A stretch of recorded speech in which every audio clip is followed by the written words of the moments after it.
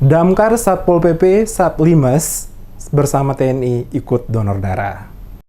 Dalam rangka memperingati HUT Pemadam Kebakaran atau Damkar ke-100 tahun 2019, Satpol PP ke-69 dan Satlimas ke-57 digelar aksi donor darah dengan melibatkan personil Damkar, Satpol PP, Satlimas, dan TNI dari Kodim 1504 Ambon. Wali Kota Ambon Richard Lohena Pesi dalam sambutannya memberikan apresiasi tinggi atas kegiatan yang dilaksanakan. Menurutnya, aksi donor darah yang dilaksanakan ini sebagai bentuk kepedulian sosial dan tanggung jawab bersama.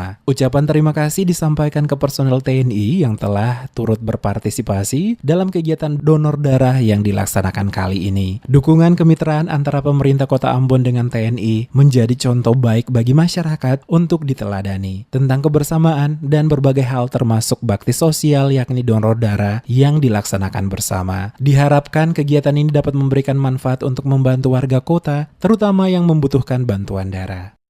Damkar maupun PBB atau TNI ini juga bukan saja berurusan dengan hal-hal yang keras, baik itu kebakaran ataupun penertiban, tapi juga soal-soal kemanusiaan juga menjadi bagian daripada kepedulian kita bersama. Selaku Wali Kota Ambon, saya mau sampaikan terima kasih banyak kepada saudara-saudara kita dari TNI yang berpartisipasi secara maksimal dalam mendukung kegiatan pemerintah kota.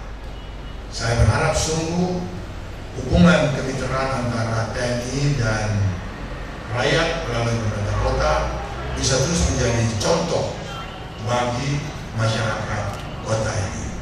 Kegiatan donor darah yang digelar dipusatkan pada Komplek Damkar Kota Ambon. Terlihat wali kota yang didampingi oleh Sekretaris Kota Ambon menyempatkan diri untuk melihat langsung proses donor darah yang dilaksanakan bersama. Sebelumnya, Dinas Pemadam Kebakaran atau Damkar Kota Ambon bersama dengan personil TNI Kodim 1504 Ambon menggelar kegiatan terpadu bersih trotoar di sepanjang pertokoan Jalan Aipati Jumat 22 Februari pagi.